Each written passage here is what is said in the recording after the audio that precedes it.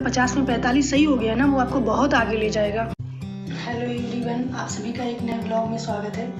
तो आज हम आपको बताते हैं कि हम हिंदी की तैयारी कैसे करते हैं या जीके की तैयारी कैसे करते हैं। तो ये चीज़ हम आज आपको बताते हैं। तो आज हम आपको दिखाते हैं कि हम कैसे पढ़ते हैं, अपनी नोट्स कैसे बनाते हैं, किस बुक से पढ़ते हैं। तो ये सारी चीज़ें आपको हम दिखाते हैं। एक लूसेंट की एक आदित्य पब्लिकेशन की है, तो जिससे कि हम अपनी हिंदी की प्रिपरेशन करते हैं। और अब तक जो भी हमने एग्ज़ाम दिया है इन्हीं दोनों से पढ़ के दिया है। मोस्टली मैंने लूसेंट से पढ़ के दिया है। इसमें जो है टॉपिक वाइज बहुत अच्छा दिया हुआ और मुझे बहुत इससे पढ़ना इजी भी लगता है। बहुत सारे लोगों ने कमेंट के माध्यम से पूछ रखा था कि आप हिंदी किससे पढ़ते हो, तो मैंने इसलिए ये वीडियो बनाई है।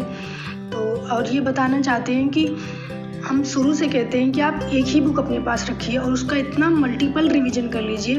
50 में 50 क्वेश्चन किसी के सही नहीं होते हैं, लेकिन अगर 50 में 45 सही हो गया ना, वो आपको बहुत आगे ले जाएगा। तो मैं जहाँ तक है मेरा, मैं सिर्फ लूसेंट से पढ़ती हूँ। इसको इतनी बार रिवीजन किया है कि मेरे 45 क्वेश्चन लगभग सही हो जाते हैं। और एक चीज़ है, हिंदी में कुछ टॉपिक होते हैं जिससे कि बहुत ज़्यादा क्वेश्चन पूछे जाते हैं। जैसे कि अभी मैं जो दिखा रही हूँ संज्ञा से अव्यय तक है, इससे जो है बहुत ज़्यादा क्वेश्चन पूछे जाते हैं मोस्टली यूपी ट्रिपल एससी में। इस टॉपिक से जो कि मैं अभी हाईलाइट करके दिखा रही हूँ इसको, इससे जो है कम से कम 15-20 क्वेश्चन आते हैं संज्ञा से अव्यय तक। आप इस टॉपिक को बहुत अच्छे से रिवाइज कर लीजिए। मतलब इससे आपकी हिंदी लगभग 25% कवर हो जाती है, 25-30% कवर हो जाती है।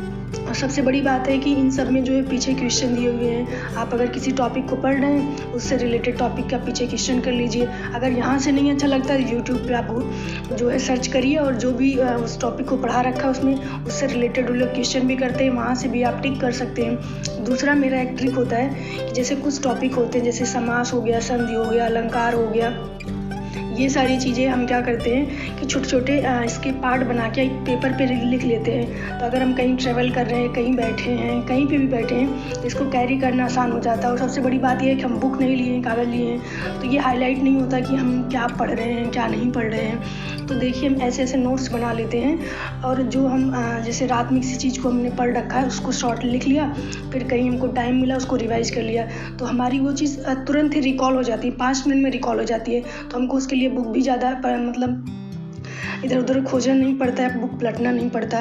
तो ये चीज़ मैं आपसे बताना चाहती हूँ। जैसे मैंने अभी ये चीज़ आपको दिखा रहे हैं, हमने संधि नोट कर रखा है। तो यहाँ पे क्या रहता है, अगर हम ऑफिस में बैठे हैं या कहीं पे भी हैं, अगर हमारे पास टाइम मिला, हमने ये पर्चा निकाला, फटाफट इसको रिवाइज कर लिया, तो इससे क्या होता है कि बहुत जल्दी क्विक रिवीजन हो जाता है।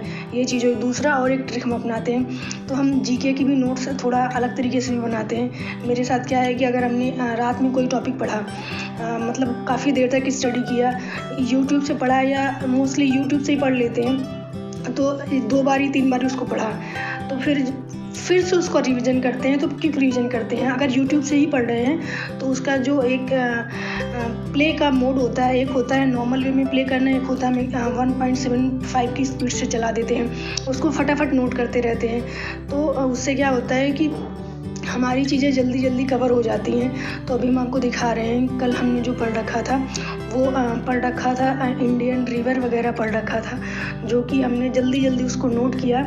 और अब ये भी हमारे लिए आसान हो जाता है, एकदम बुलेट पॉइंट जैसा हम उसको नोट कर लेते हैं। तो ये भी याद करने में बहुत आसानी हो जाती है।